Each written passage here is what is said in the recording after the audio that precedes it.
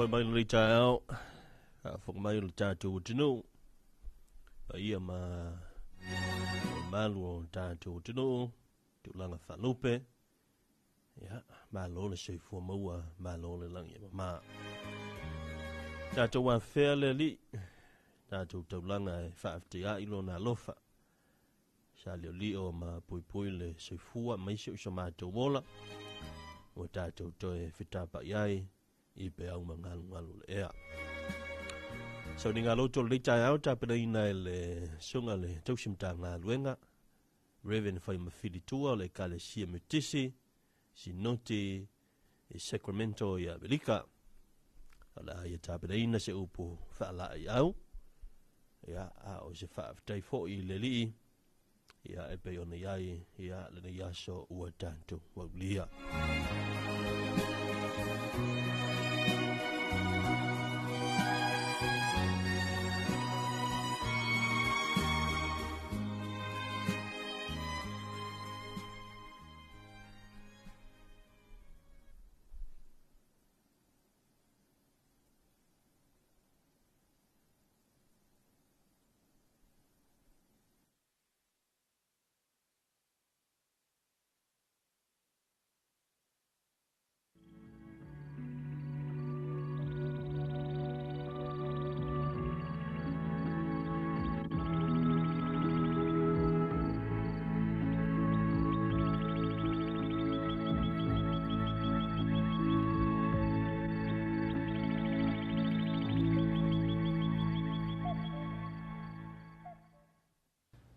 Ile sua fu malu le tua le tama, le tua le alo mo le tua le ngansa.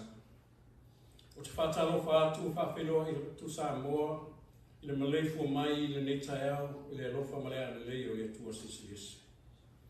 Ai o mai o se o tātou tāpo I atu le tua le neitaiao. O e whalangolango ia I o mai whapei o le maunga o siona I lato, e le whangai e tia, e tu mau e whawawau. Se o tātou tātou. Le atua mamanai ma le atua alo whai. O mātou o mai nei tai au mātou o fia o whalang longo lo wātunu. O se whi au mori mau mori mātou. E wala mai lo ngāwha ia lo mātou tuai. Ai mātou te tonu foi.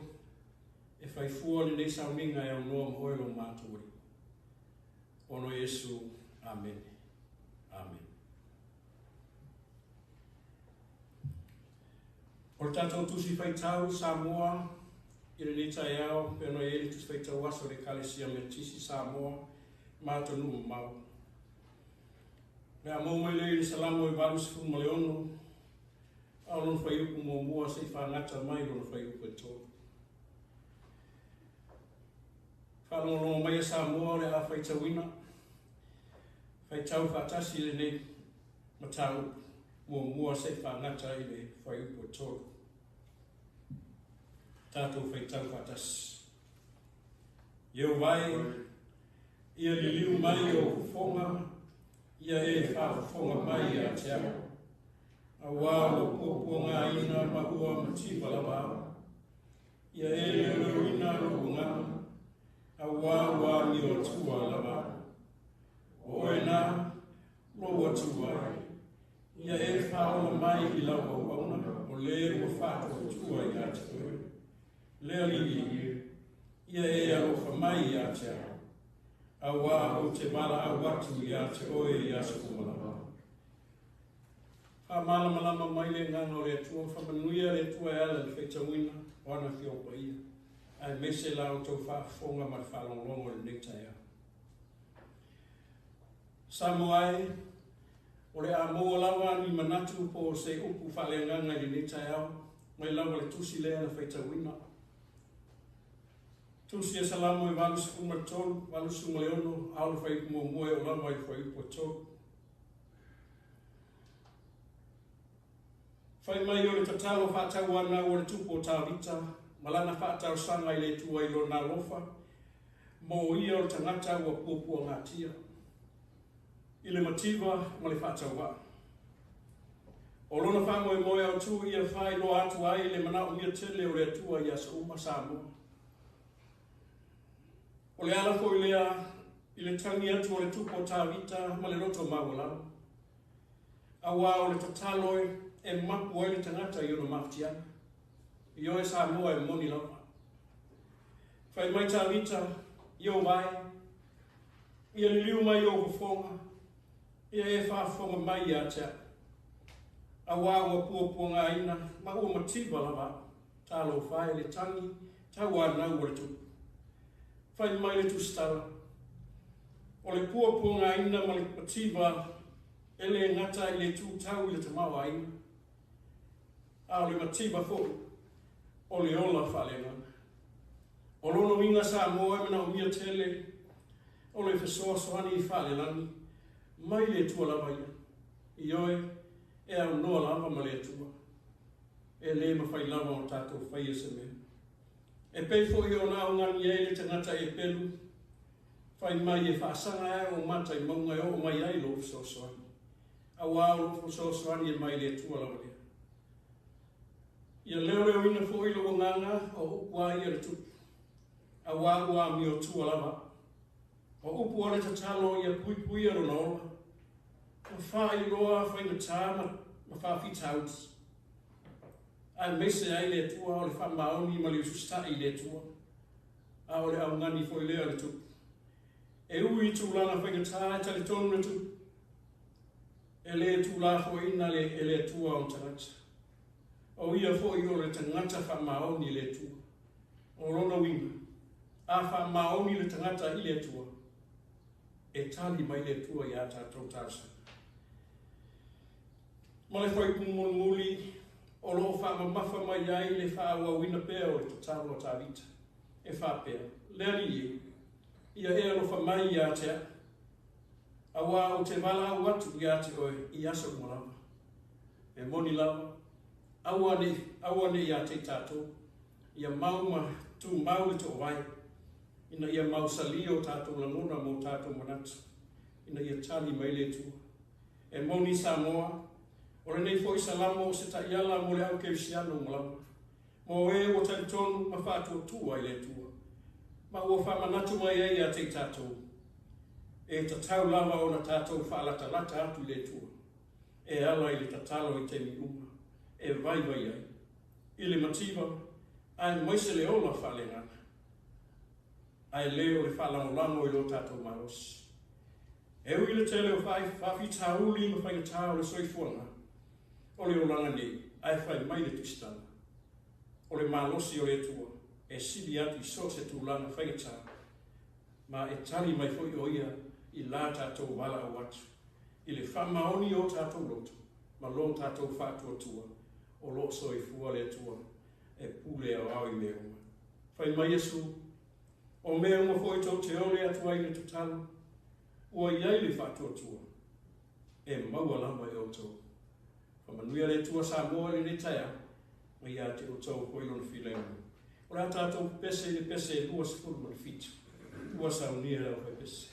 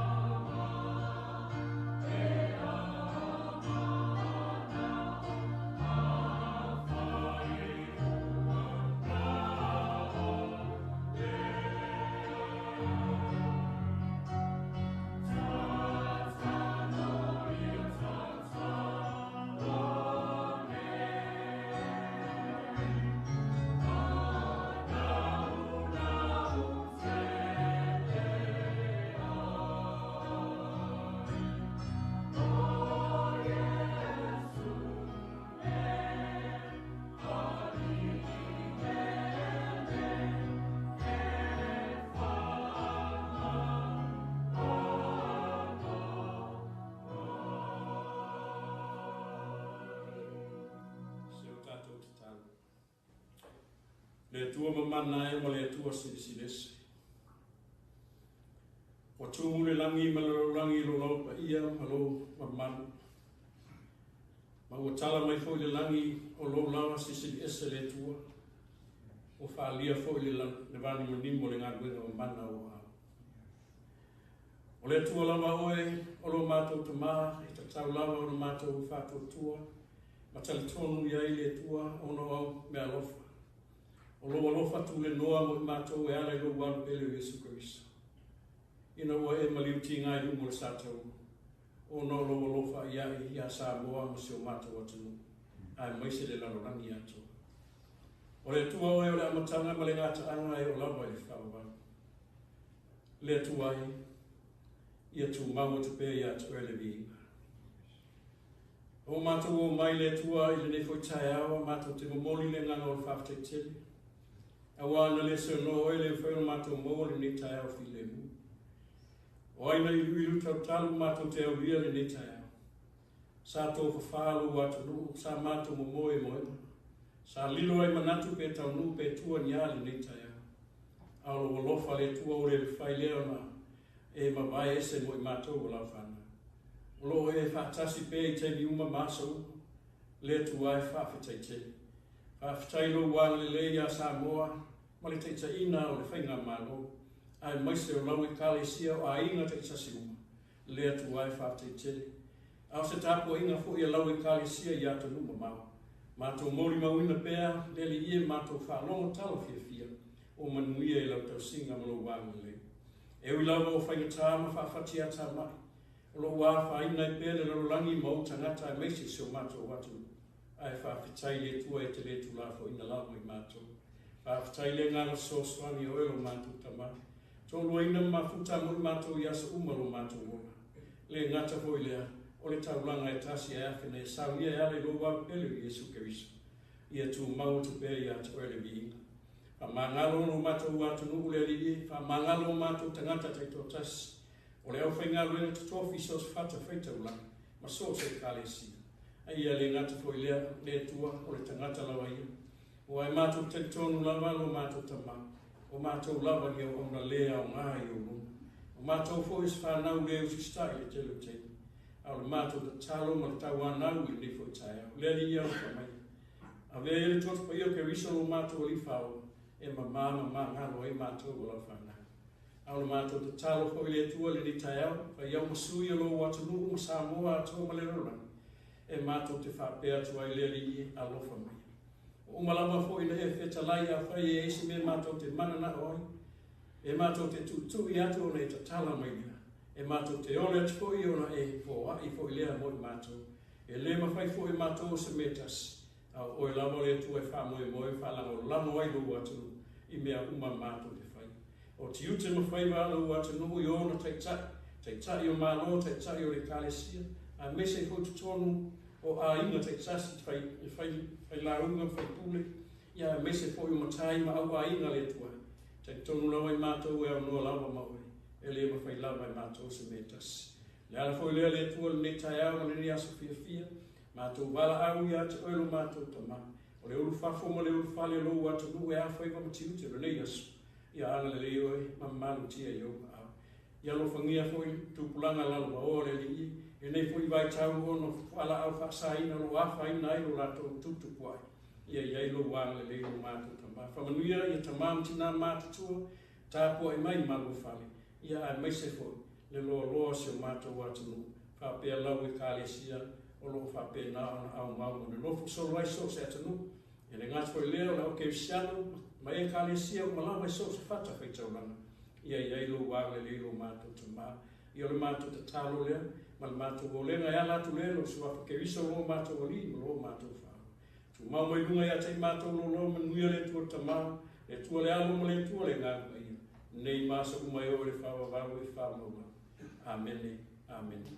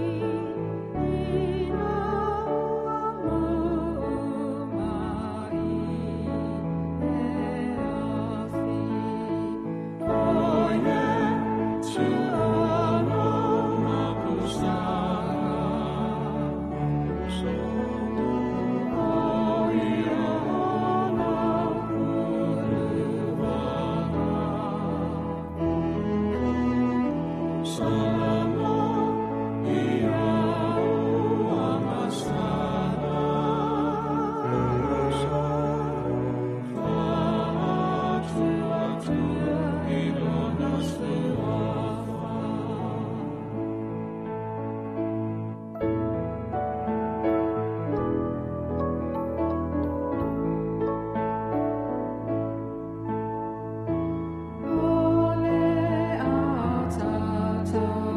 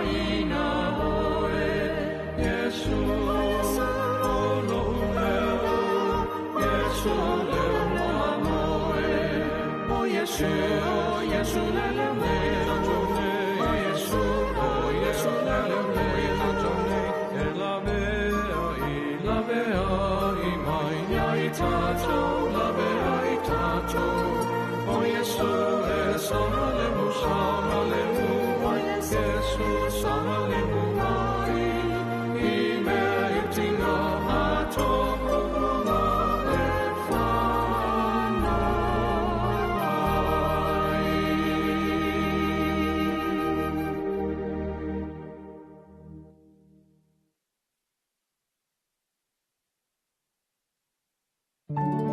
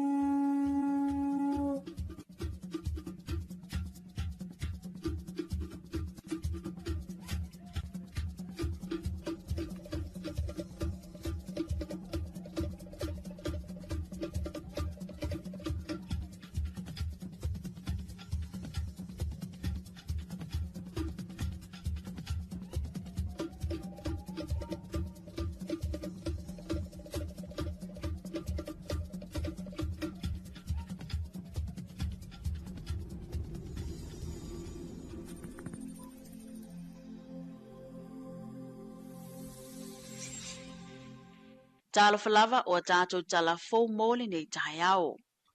E whāse furulua aso o le tātou suau o lo tutoi.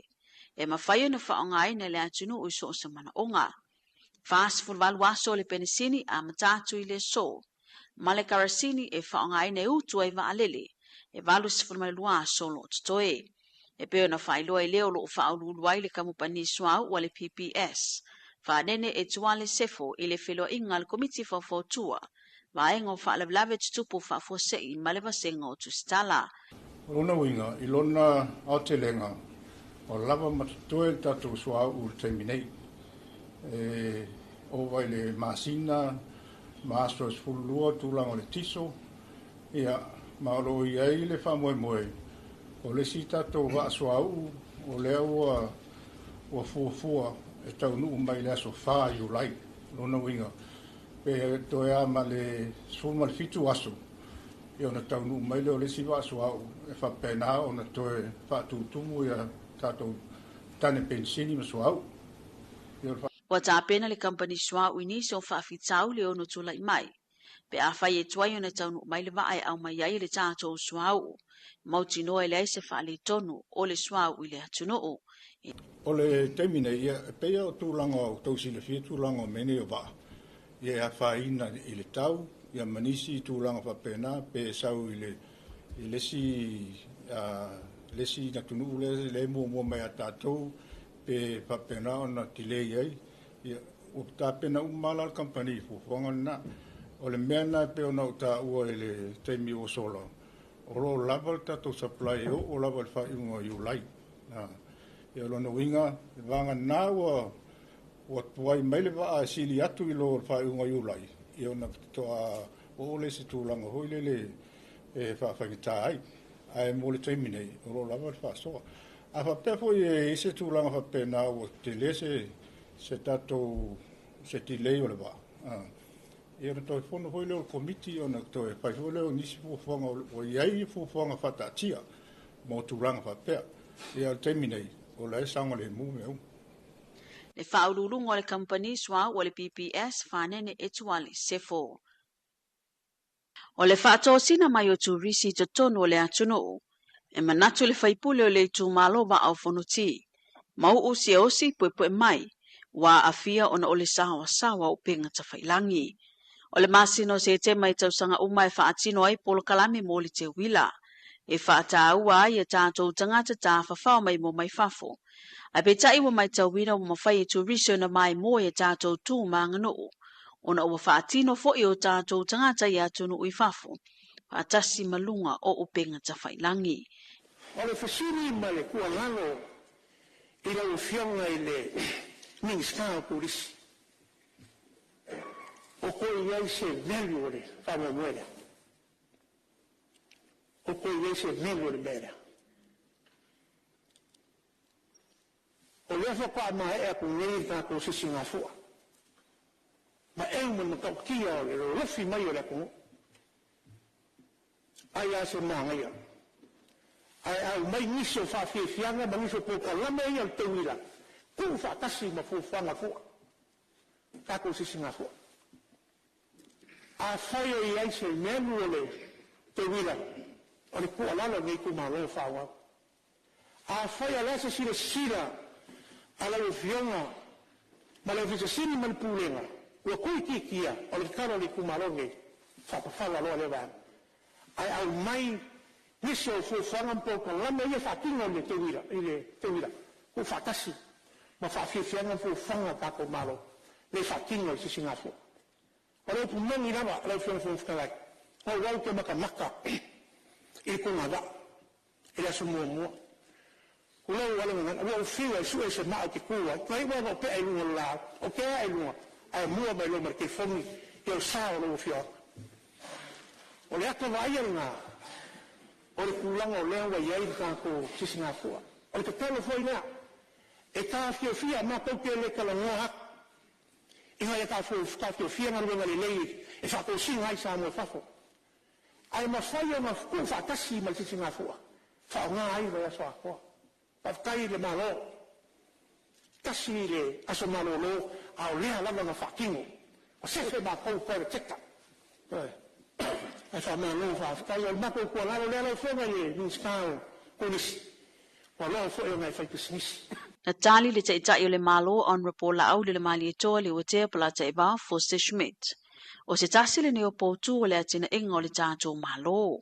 Mai le o vale le vaai le whainga malo i le ofiso tangata tāwhawhau mai mo mai fafo. E tā ua ai le whamanatu le whaipule le tū malo wa au whanoti. Ta ua tele le whamanatu le sui, e la fo i leo le tā pena le tātou tuto tasi. Tātou toi fo i lava i le tolu waso sa tātou iai. La le tātou mai tau, e ma eu le lofi mai u tangata. I re ngata i tūlisi. I alfa pena fo i le tātou tunu o la lalam papau e tunu o mao. O le wha solo le whainga wha i unga kāpeneta i le bai aso tonu a le te sao no mai ai. I le tātou te wila.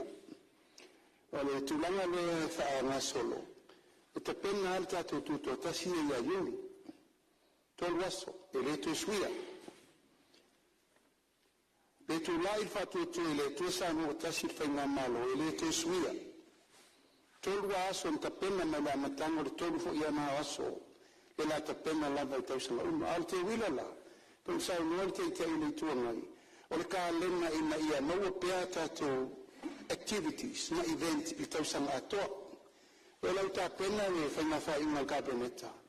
La sui tātou te wila, ana i le tūnanga nuufa Samoa. Samoa Arts and Culture. I le vai aso atoa alen ta pena le tātou te wila. E a mai tū maanga Samoa e tō whaari I o mea o ngā masiva. E maso se mea peifila o tā longa i whaatine i tengo i tātou tūto tasi. E a matūlanga o le tātou tūnga waa ma mea umalava. A i tātou toiola mea le te whininga le mai. O le tūmanga na nuufa Samoa. Pe fai New Zealand, pe fai Australia, le tūmalanga nuufa Samoa. E le tu tusa, ma le tūmalanga nu e whaatino le whanua. E lau mafuai ta pena le whaiunga al kapeneta. E na tu ta pena lava le tātou vai aso o le tūmalanga nuufa Samoa. E la ta pena le vai aso tonu ale o te wila. O lona tolu o le ta pena al kapeneta. I le tātou i venu ili mure whai wil tausanga. E ta o kirisimasi i le ainga, Christmas at home. Tasi na evento le ta pena i ele malo i fa un al tausan. Po fe la ve ale no le la langue i tatu te te Samoa. I thought you made to say you were at home in Christmas. E le ta pena i le ta u me le te sa no mai ai. I le mau pe periota e tatu te amata mai ai uni se tema te sema. I le mau ai pe i fa tu langa no calendar of events le te sa no mai le te pena. Ale mafuanga. Ia maua le ava noa o mai e tu lisi e tāwha whao mai tātou atinu. Ia mise tātou tangata e toi fo i mai a walwha i umo tau sanga te tas. O ia tau mawhainga le malo o le anganga ia whaatoa te leina tātou turisi. E asia si mai lo tātou watunu. E whisosoani i lo tātou tamau a inga. O le ai whetu na inga o whainga malanga i le wao polu masawa i pe a whaia uti le whaasoa le suau o. Se vangana ai whainga malanga masani tutuila o le ato maupea. E ono iai malanga ile. E le ono tue whata unuina. Malanga e pe o le malanga o le sefuru. E malanga o le sefuru lua. Tamu whailawa ina ia le anga o le taimpisi o tantu atunu o le malanga o le ono ma le malanga o le valu. E whapea fo le malanga o le lua ma le malanga o le wha. A o le sefuru ma le sefuru lua. Ia e ono whetu unai malanga ia tau se fele suau. E ia tantu malanga ia o le sefuru ma le sefuru lua.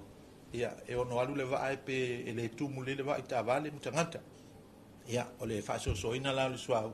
Le lango le ale ofiso wa. Ia e wha wau pe malanga o le ono ma le valu. Ia ma le malanga o le lua ma le wha. O ni whetu na inga i le tūlanga le pe ona tā ua. Ia e fua lava i le tau ma le tūlanga i le tantu suau. I le masalo afa pe ye siftu na inga. Ia pole o ngā tonu pole whai unga o le masina fou, masina o iulai. Ia alai fo i o le masina o kuso. Awhai lava le tantu whasoa. E ia lava le fitu na inga o malanga ia o le tau mwhai fo. Ia e aputi le afianga o le matau mawalunga o suau. Ia i le whasoa fo i ma le tamau a inga o le ofisa o wa. Ia ona e fo le tele o le afianga i tupe maua ma. Tūlanga o tupe whasile le ofisa o wa. Ona o le tau mawalunga o ia i le suau o te minei. O le tūlanga lo iele sapalai o le swau o lo ile lanu mea mata. E pe tai wa nga ilava le malo ina isi itia le la sanga le lanu moli. O na tāpinanga mafuafuanga te tau na whaata atia. Ina ne tupu mai se wha lave ai o lea ua tātou lava tāpina. O lo le lifa fo i fuafuanga whaata atitia le pito la awa le malo. Ma watu ina atu fo le tu alalo le tātou au fai pisinisi. Walapo tukutonga tu maoti ma le lautele o le atuno o. Ina ia tātou ngalu le whaatasi le whaasao ino le tātou sua o. O le fiafianga o lo il komiti o whawhautua o whaalawalawe tutupu whaafuasei. O lo o lava masaunga le mu le tātou sua o. Mai le avea matulanga e tau fia i tāpenanga ani tātou malo. O tātou talafo me ve whanua le nā mo le nei tūla manu ia te le fi au mga luenga o le awhia ngai mo le tātou tuno o.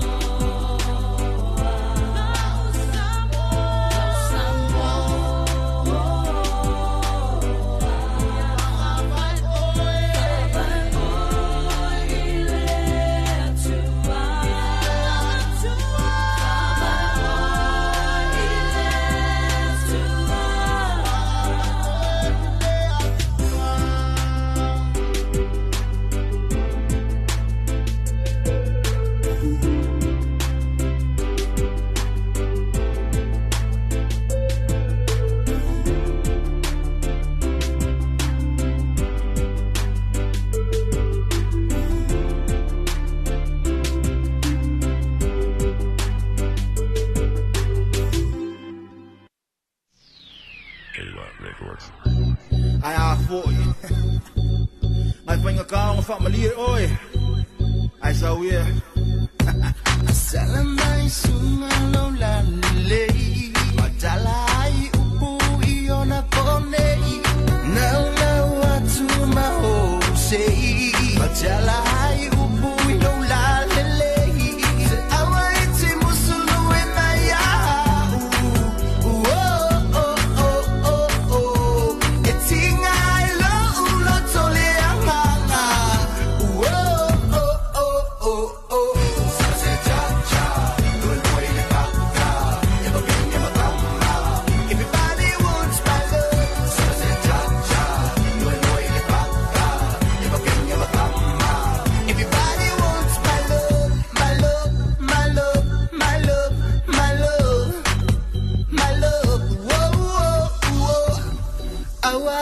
Tangi sungai mea masei Toto ile atua ile pona lei Umalo lima fai fa alelei Ule mafai e vai te tele o nati nei Awa iti musulu e maya Oh oh oh oh oh E tinga ilo ulo tole amanga Oh oh oh oh oh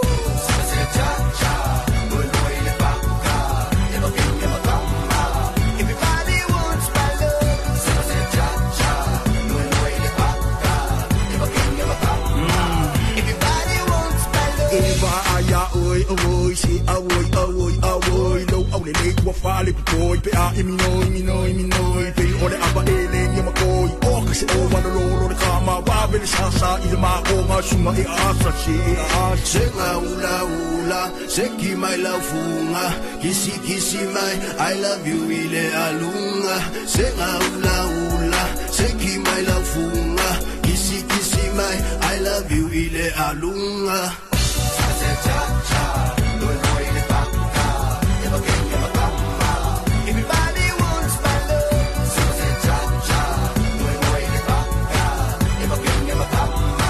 Everybody wants my love.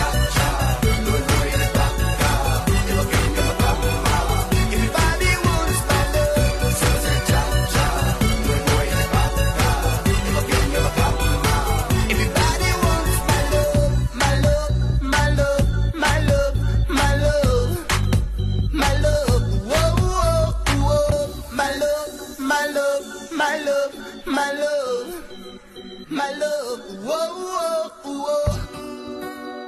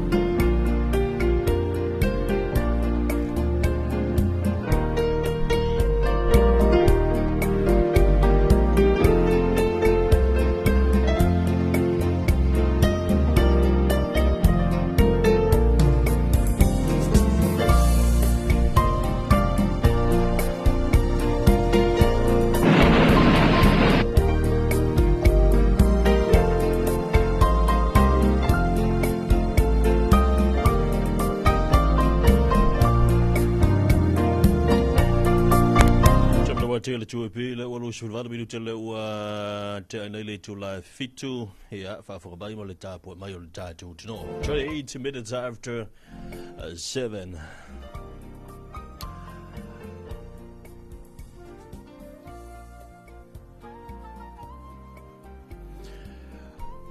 So vai le tatu le poti mai le official vai tau pe on tabrina il town nei. O wha amatalaga winga lo wa le taunu mera se fulu manavalo mo lau whanua mo ngā Samoa Samoa wha mawina lo official vai tau. Ua wha leo ngā ina lapta ingo timunga mamafa wha maalo sia fautuanga o timunga mamafa wha maalo sia fautuanga o lolonga wha maalo sia fautuanga mo o ngā Sami. Tu saima wha maunga la tamai o ngā Sami o le atinu. O loa tangi ai le ma ngulunga o ngalu ma umai li lua tesi ma lima li toru mita ma e afua mai ono pe au mamafa o le ea. O loa ta oto mama o isi sai. O ia tūlanga i ono wha au mo le so. Ma e wha solo ina wha i tia le ma ululunga o ngalu ma umai isi teimi o le po ana nei. O le isi wha popogo o ta oto atu nei sauteo Samoa se wha ango whatea ingo savili ma timunga. Lea na au mai ai timunga mamafa ina yaso uato na yantu. O lea ua wha leo ngai nai lapta ingo timunga mamafa ai wha maalo sia fautuanga o timunga mamafa i lau whanua uma o Samoa. E ui lea e ono ta ulu wawa solo ai timu ma e ono mamafa ai pupu inisi o vaenga. Wha pea ina i wila mawha i tili ma o loo tu maupea le awanoa e a fia i vai tafi bado whanga maula lalo i lolonga o na oia tūlanga. O lo wha maalo si pēle fautuanga mo lolonga ma le fautuanga mo o ngā Sami umo Samoa. A fianga o noa lia mai e pua oma maa se sea wala i no whanga mau lolonga, lo vai no whanga i tawhita whaala o no iai ele le solo wha pēna i lolonga, e vai tawhi no whanga mau lalo, so ma te tawhi au le Sami.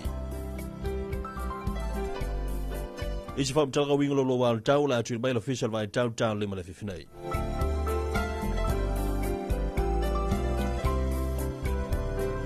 Public and Marine Severe Weather Information number 18. Cancelled heavy rain warning, valid heavy rain warning, valid flood advisory, valid marine advisory. This morning, the recent marine observations showcase wave and swells height fluctuates in the range of 2.5 to 3 meters across the country's marine waters due to the high pressure system which is now located further east.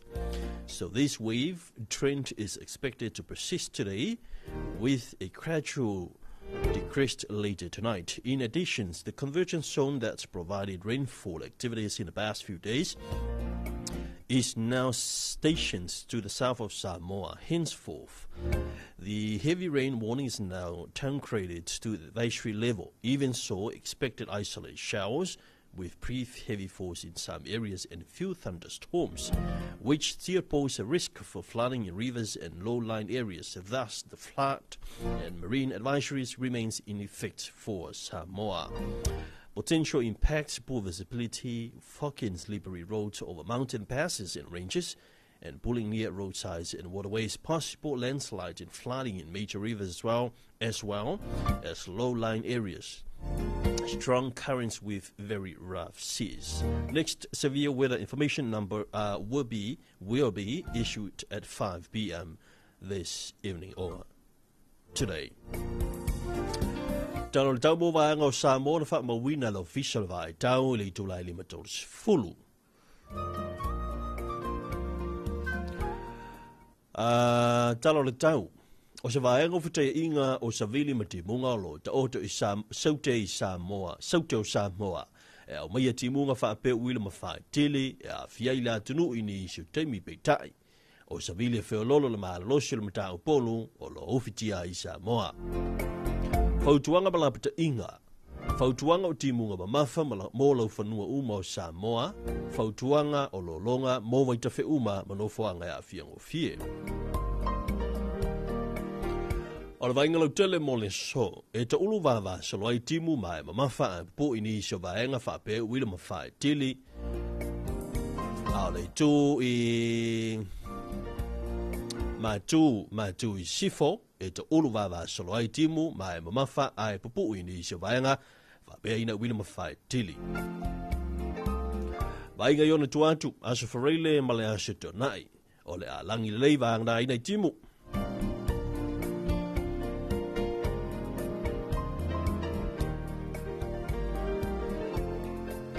public forecast a convergence zone now lies to the south of Samoa with associated rain and thunderstorms affecting the group at times. Meanwhile, a moderate easterly and wind flow prevails over Samoa. Heavy rain advisory in force. All land areas of Samoa and also flood advisory in force. All major rivers and vulnerable areas of Today, isolated showers with brief heavy falls in some areas and a few thunderstorms.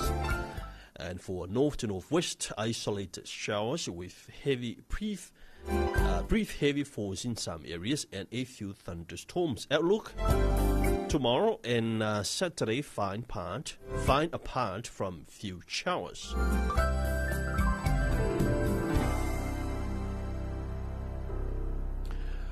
O le vainga o le ngate whale o Samoa whamuria lo official vai tau ia se iau lia vai luanga o le poana nei talo le tau mo ngā sami o au savile feo lolo wha solo na maana lo silo matau polu anga iatu I le vai to lau o lo a fiai o ngā sami o Samoa o lapta inga ma whautuanga o lo wha maalu sia pea mo ngā sami whautuanga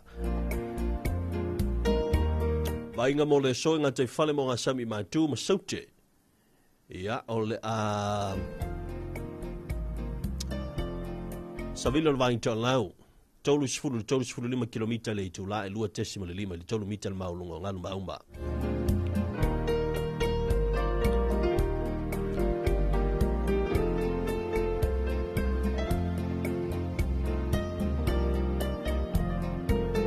Marine forecast moderate to fresh east to south to northeast wind flow affects Samoa marine waters. Marine advisory remains in force for all marine waters of Samoa. Today, northern marine and also the southern marine waters, northeasterly winds 30 to 35 kilometers per hour, and also the waves of 2.5 to 3 meters height. Talo le tau mo le atu talau, talafalava tukalau, maloni, talafani. This is your weather forecast. A southerly wind flow prevails over Tukalau with strong wind warning remains in force for Tukalau waters. The maritime conditions over marine waters, wind flow southeasterly, winds 20 to 25 knots or 35 to 45 kilometers per hour, gradually easing later today, 35 to 45 kilometers per hour. Sea surface states as swells, rough seas accompanied by the moderate southerly swells. Further outlook, brief showers. Talo tau mo Tukalau, wa o savili mai saute se sae o lo ofiti ai la Tukalau, la pta inga mo savili mara no si o lo wha maa si pēr mo ngā sami o ma Tukalau. Se vainga mo le so mo ngā sami o le atu Tukalau, fe mai o le aangi i a savili mai saute se sae. Ia e tusalea e tolu sifuri marfas 40 kilomita i le tu la wha solo i na vai savili i se teimi muli o le so. Ia ai o le tuatu o le a iai timu po. Ia, there you go folks, that's your weather forecast issued by the Samoa Meteorology Division and also for Tukalau. Yeah, so Tukalau we have they been experienced with some sort of wind. That's why this update from the Samoa Met Division issued this forecast for Tukalau. They have a warning for the strong wind that remains in force for Tukalau waters. Be safe, Tukalau. Ang leila tu ay favor mga luenga o le fo I tayo I whaafong mai malitapo, mai o litatu. Tuno. Tabla wata to pila o tolu su tasi bilu tele to on Italia o le I tu la valo se atu nei whaafianga ia mai le fitu lima.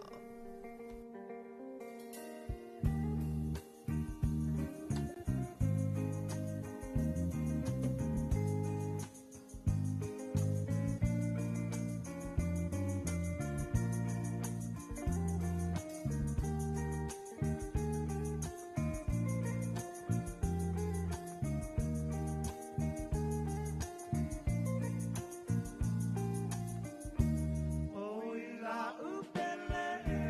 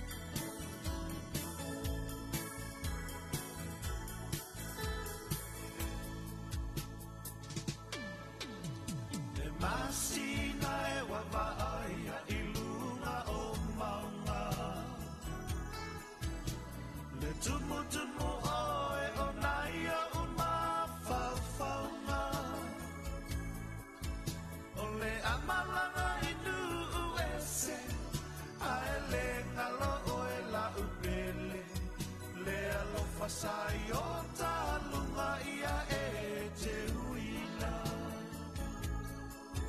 Le alofa sai o talunga ia e te uina.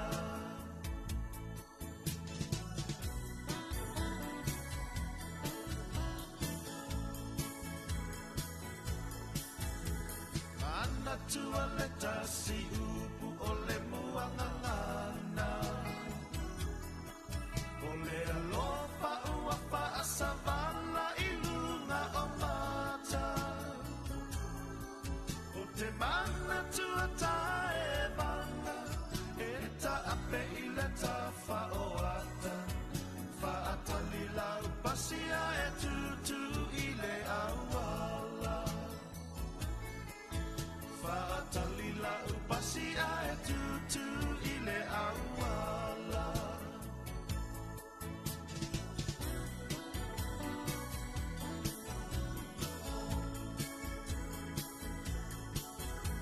Lo ulu atau valea i le nei mea. Le taimi muli muli o le a e lele i le ea. Sai tu mai ai lau tu si. Sa o lau ina muli muli. Male malingi o uloi matape wa o wangaleana. Male malingi o uloi matape wa o wangaleana.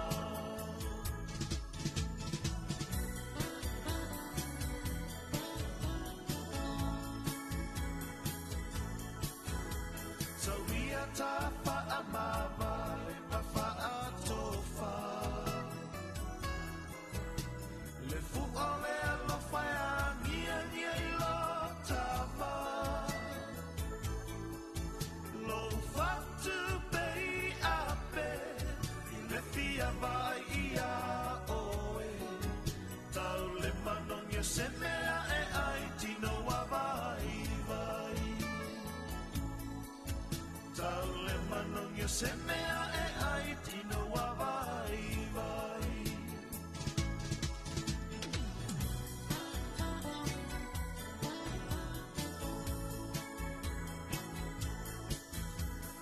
Ta fea ngai ngana o sia iluma le atua.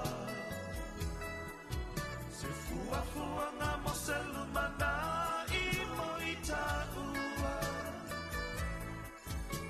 O pole vale o sia uloto. Ne ili ua le vai o sina. Se tasi ua silia o e ae ngano ai ita. Se tasi ua silia o e ae ngano ai ita.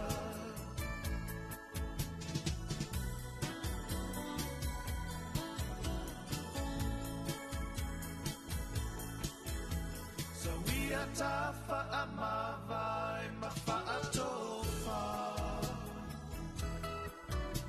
Le fu ole alo faya ngia ngia ilo tava. Lo ufatu pei ape i le fia va ia oe. Tau le manong yo se mea e ai tino wa vai vai. Tau le manong yo se mea e ai tino wa vai vai. Le masina le ngol pese mai la vai pese la fetuli ma po le 5 stars ma le pese le ai fai wai nei leina na ve mai e a le tino vai vai u kau le mangongi se me ai ai oi o me vo le stupele manongi se ai ai o me vo le se tupe e te langona i vo le fia ai malo ya malo mole fa solo ato e ke usu man kai o pe ai kiri ai ampo ya ai ona me uma ya e fa bena la vona la tua me uma vo le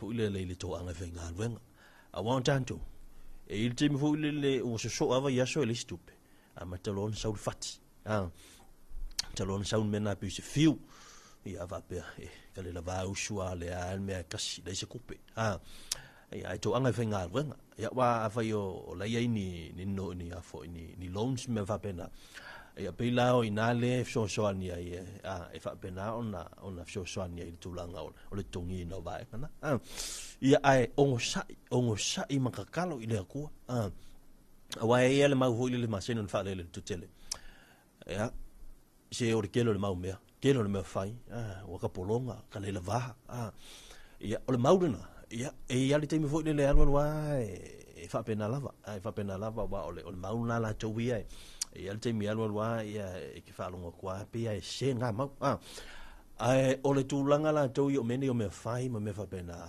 ia o mea ma fai ona tu ia le upu le fa peritani o le options me to so mta upu te alu ave le ia ia e imta upu ta o le option e imta upu ia le compulsory ia mta upu e te tawon ave mta ele o fa pela compulsory mena ele fa pe te tawa on file mena se ale ai se me fo ile ai lo ile lava lo fa so au te taw mo fai o le winga la tala au te taw mo fai pe a fai le so tupe le mo fai a se me abani e te mo fai ai fa mali ina mena fo tuang tuanga mo tanto wa e te mi fo ile sa fa la vela o ma kuma le ai se tupe le ai se tupe ia lo aku e fa le loan se le mo fai fa se loan ia por tu wai fo il process me va pena ona ma fa le lo ma fa te lo la fo ave ese ala fo imena o mea ia le fai o me fa la lave mena e ma fai on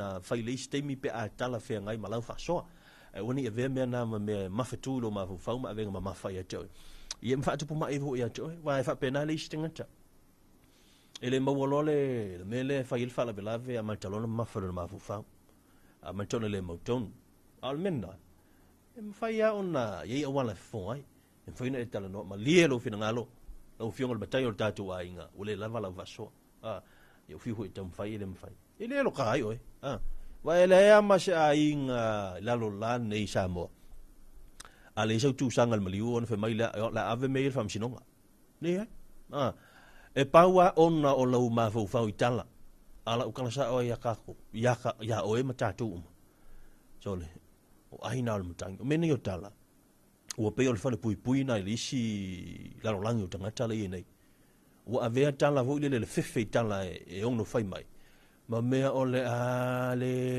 ia se ngofu le se moe o tono le ainga ua misa ma le kinga o so nga fai e fua kamiki o nga o le mafu fau i li tala le la fa pe le va fu fa pe kala le ainga ya ma popole fua te popole fua o ye tala lei ma se tala lei ma se na mea o talana e ai anga fa pe fai talana o tala kapili e luma te popole se kala kapili e luma ta tua i sa si di lu popole fu i tala la langima ai fai mal tala fu le nisi ta ilonga family first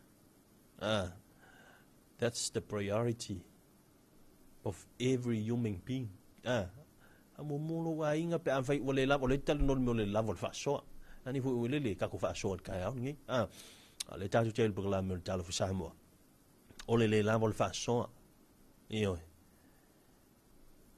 there's an option ili fa pe mai le fa mal si na va io ya woni ve ma venga ma fa tu lo ma fa ya le mo fa tu antu a fa yo na te usumal ta nei ye ni vai nga fa pena lo ma fitu lo ma fa lo usumai le lo po filme asu ise couple mele mal mele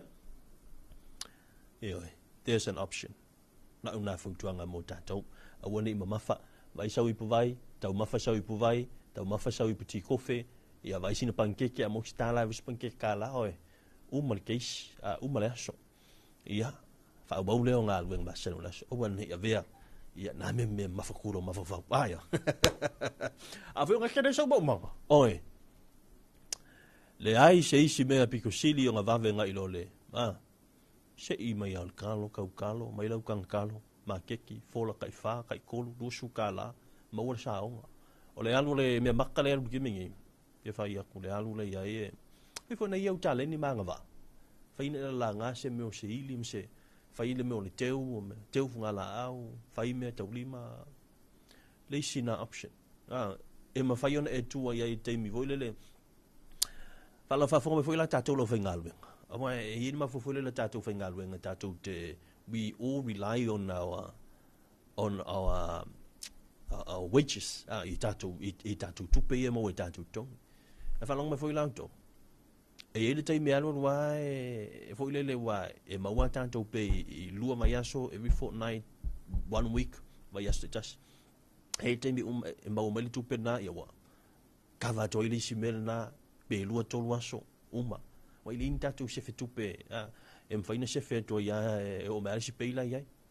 Ai e mawhai o na whao ngai si au tale ni maanga wa ana iai. E mawhai o na whausinga me voile le extra money. O le mea lo tano antua. O le mea le extra money from a pure talent. Not extra money from drugs. Ma le si extra na le o ia demine. Le si extra na le o whai tanga te whai ngālu enga demine. Tu leile aisa. Tu leile marijuana. That's not a pure money. That's not the pure talent. Me tonu ana ta o le tupe palapala. Ai fa pe na ye lau taleni e mwhai ona e whai al mele, mwhai ona e langaina me mwhai ona e whaapuina me mwhai tau talinga, e mwhai ona e kavle me pe te vane la au. Mwhai ona e valiina le ie, mwhai ona e tipi tu lolo whaafonga la tunu ia me o pepe whai ele sei. Whai loa lea. Te whai ngaluenga. Alai fo I kulei me ia. After working hours, e sau whaila me lea kulei lungal makeki. I ni whasalai, oi ngā meo no whai ngaluenga, mwhai ia iau mele whale. Whatua whasalai, oi pēr whaila te whai ngaluenga. Alai mo mai oilai tūlei lau isa. Au tamu wata toi pio le utoi 5 minuta le ton tang le on valu. Tato se sin tato fa fianga. Mai fa fianga le on so le mal to minato tato telephone mai vai whenua.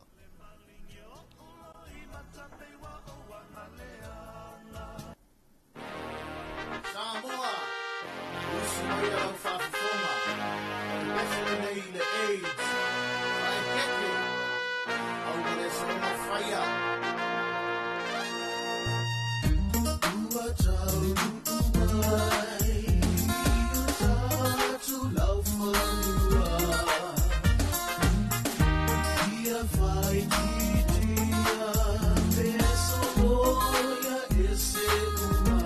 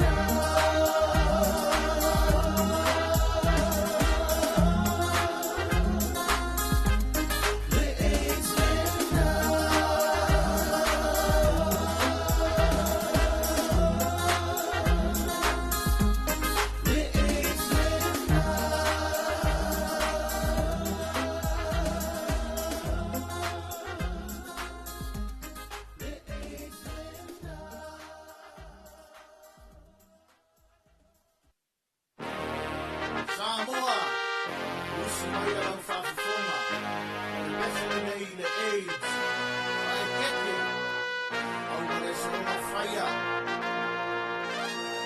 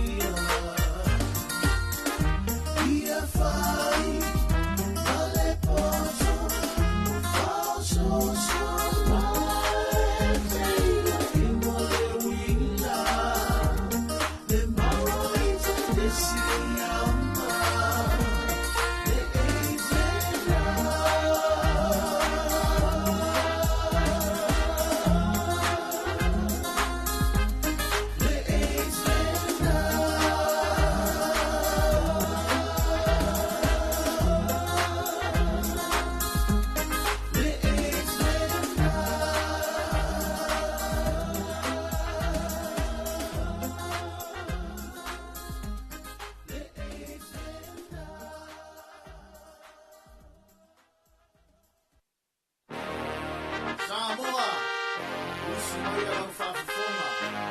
Mewhine nei le AIDS, whae pepe, au mare sona whaia. Ua tau umai, o tātu lau whanua.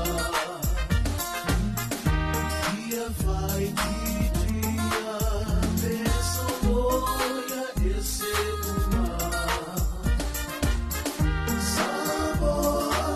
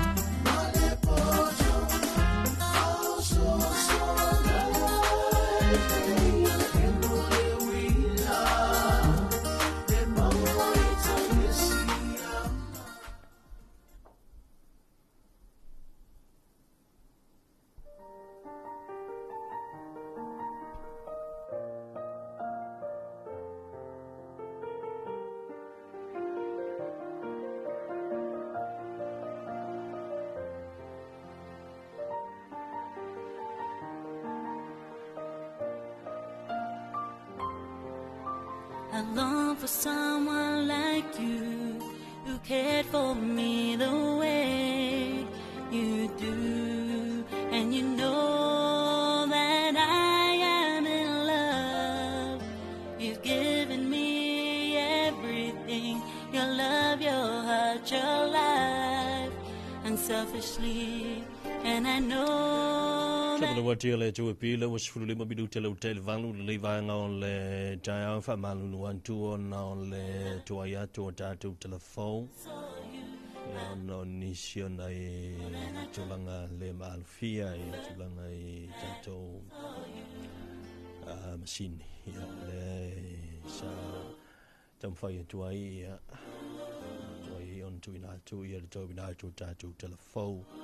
Mai vai whanua I pion tāpere ina vai ngā telefon. Ia, mana tu ia ole alea whaina lea whaafunga mai ole tātou tino. Ia, rei fo teimi ia o tātou iai fo I tātou fo I pukalam whanga solo ma tātou whaasalalonga. Ia, ina nei teimi. Ia, te whaamalo atu le usui. Ia, ma le tau. Ila tau le na tau na po. Tau umana nei aso. Ia, whaatala whaatum whaamalo atu I hantu tau. O lea whanga solo ni nei wā ia sol whono pān mene. Ia befo on ia le lana whono. Ia lana whono usu. Ia pe on ia nei wā ia sola tō ia. Ia tau whainga ina ia mwhai on awili ili tūlanga lo ia tātou talawhatau tupe mana tūala masina no iuni e tau na pāsi ia tātou talawhatau tupe mole tau sanga whale tupe fau. Lea mata i masina fō iu lai. Ia le foi la iai le tūlanga o whaaselonga masani tu e pi ia ilunga o wala leo si fonga Samoa ia whapena foi ia ilunga o tātou wala anta te vise le TV iwa a whai o le nai te mafuta mai I lo maonta le nei te mi ia malo ali le usu malo le ala a wai le ia masa isi o tātou e nofo a lai futai au e kalua ku whai aku malo le ala mai nei tai au ia o se me tau na fai ia e mo sa o ye le si tala na ba ma lo so fo mo a te mi foi le we fa to ai pupula ne lo ai ai ne lo mal malama ia fa atu lo malo ma to oi ka lo fai ua ala mai si o tolu le sa ia na ma fo lo ma tua pe to ala mai si to ia ina pele ai fa tai pe a vai e te ala ane ia we vai kulunga whaalo lai a toa mai a mō lio I nai te loa o lai la vai e sa o alwhale nai te ala ne ia pala na fo I te malei fua mai male manu ia a wai whalautala I nisi ua a whe moe le malanga ia ona le malanga le milimu leonti ia o a koe moe a koe ia ele mawhai ona to e fulele wa de ai se to fa good morning wa to tele na tanto e vangana aila le lo matua vo le la ai fe wa iskoi ai kalo fa mai kalo si a se moya kwa moya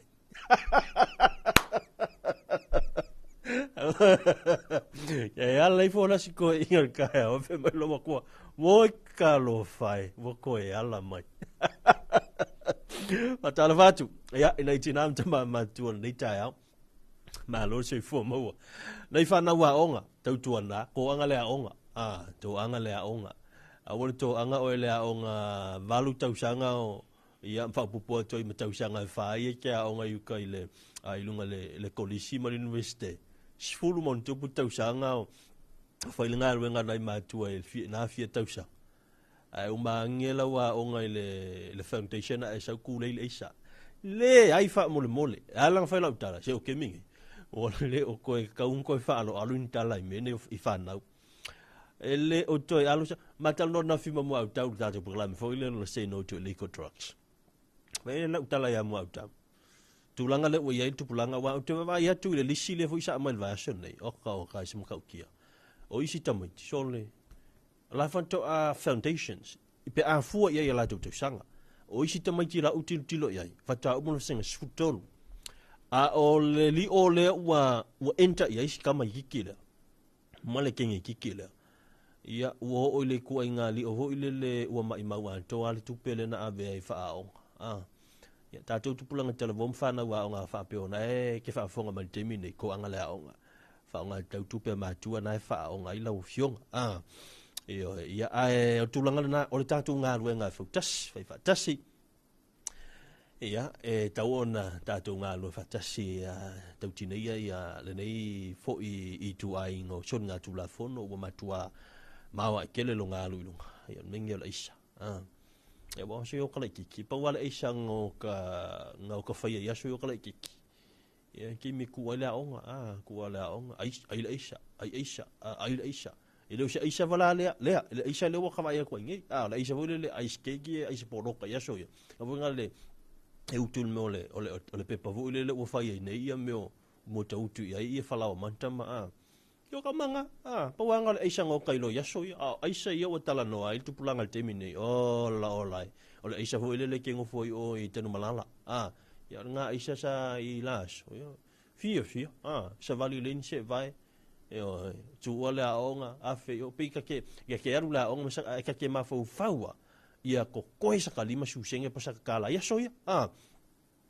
fa pe vo ya mele tupe ya e pa wala tupe ta mana ai tupe fa ko la ka isa ai kuai nga umale aonga kuala aonga ai se ia lue foi fa tau se isa ale mana ia yo file mu ia la tem sauta ai le isa na lima susen tem yo lima susen ia la lima susen ke mingi ia ai ka ke sau faila kalanchi me o kalie fa ku kalie foi au ka fo o te fa fe tai ai foi inai inga i o simato nu ia la to foi italie ona italia sauta lancha i daso ku ua mai Facebook pokonga ila lo se kalie ia fa aputo al italia tangata ia tu italia tangata ai fa ku kalie ku lo fa fo ia na niu muli ho ia uta fole o meta fanga ela ta ne le wala nga pa i lo ngole ma ia ta el popo ia fa pena fo le o ia ase yo la fo ka mango ele ai se mango e maua i mango ngai a inga ka fola wala ia mako ia soia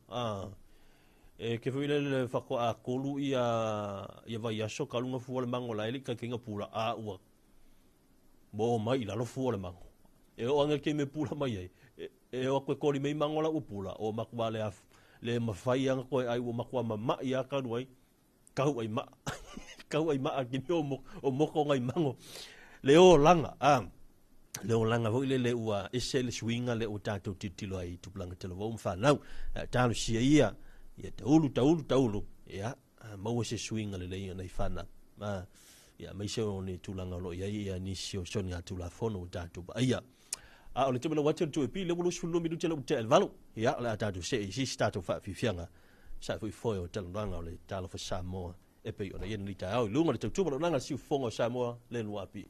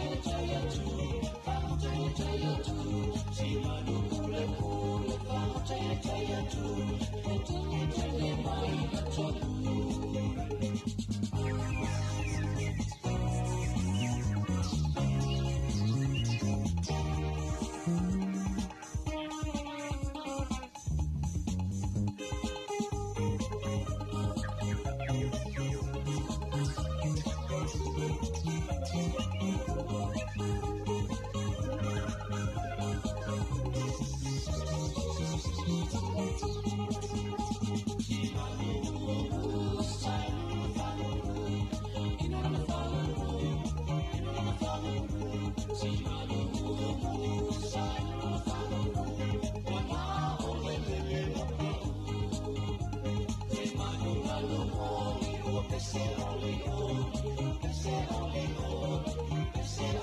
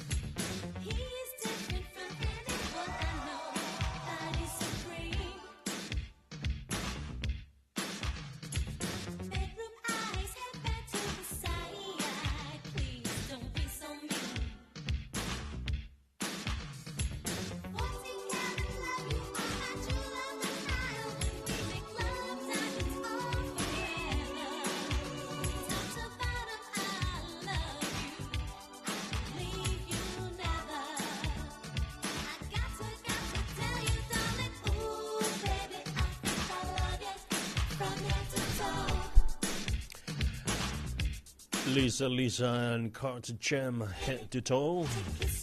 That is 21 minutes to 9. The Lusu Tasibidu Teleton, the Tanleo Leto Live, Levi or Letao.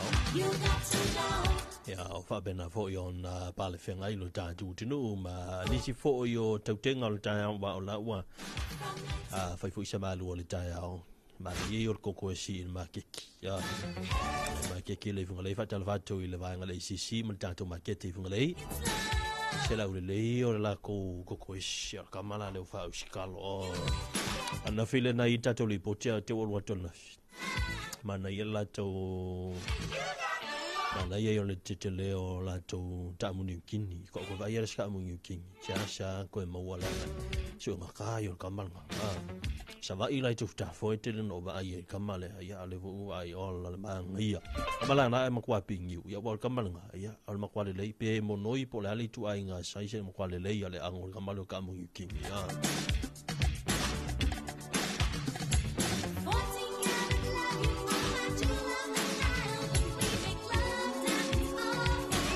Patalvatu ila tolo mafutam fa fa mai to mau ya ale ne fu temio fa salong to pi ya malo ale on sa e se ka ko malu nu ma ko ma fa fa va wal ma fa se ma ko hu ku u sa mo a Patalvatu ya Juliana Smith ya meso ali o ainga fa le tangwa ina Alaska. Good morning Eti Elisa Alishake o le sunga petiki mala to fo ya ainga ya Patalvatu le temi ya on le tayao. Ya ol tulanga la tawia ile swa uwa pe ol telno ngana le telno ai totele ia le swa ula to ia o le fafte o le tala ia senga sfinangalo o te ta io malone o Iran ma Amerika le pe folinga mai o le o la ko tio le o mai ia ma o mata on fa no fo mali ai anu tato fo ila no langi le ka ko ke la fe mai Trump a makaloa nga fa ola ia afio ko va ia ai ko fa flow le la ko ka ko kisho ma ka ko pensingi ma ka ko kresingi ma swau ia tanu si ia va mai ia va fo yon ia fitu na inga le tato malo wa fu mo lam fitu na inga o meni o tau ia ila to le la to suppliers fuala le tatou tau mene ia pe a fai le mai tulanga o la sa o le kaku se palai pa vi fianga le vanga le tau le si fongo Samoa fa Talofa le si a Shane mai se ia o le ainga ia la fo e mafuta mai le vanga le tau io a wa le mongiali uso o e kalo ia si o fole ku ia e ko ia la mai ko ia la mai le se nei mo se a Shane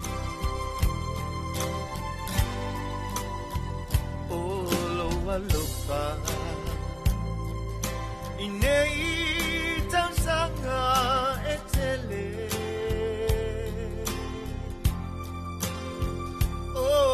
Talofa patau nuina mea uma Talofa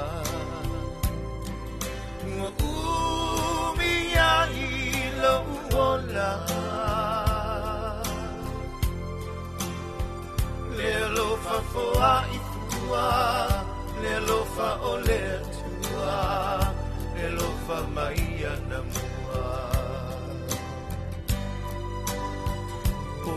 lo lofa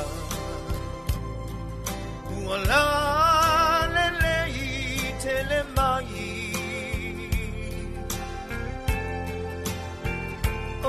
lo alofa manuia ai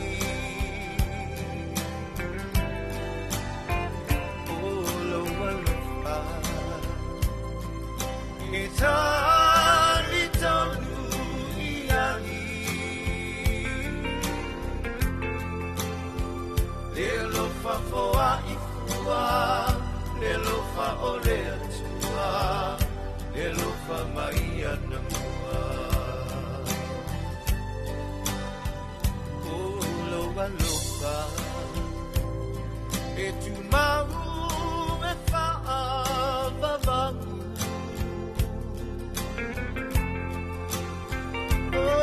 lo alofa na inyai le tu na mau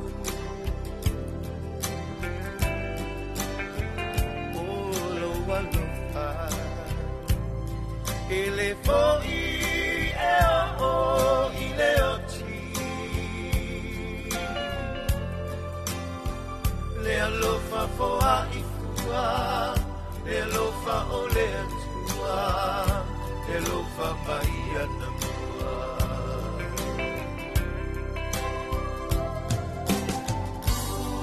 mua tele não sanga alofa maia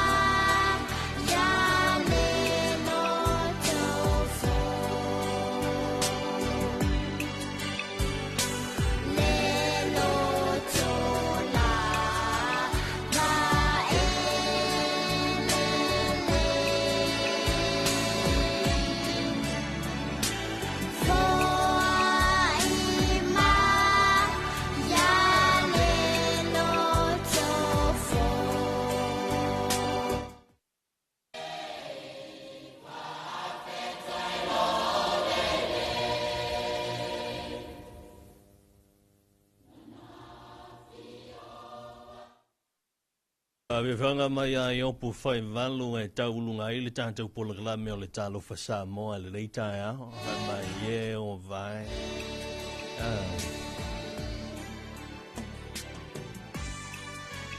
Ia, o le pese mātego o fie, ia, e taulunga ai le tātou polakalame. Ai mātai au ngā luenga mwhau o le nei aso.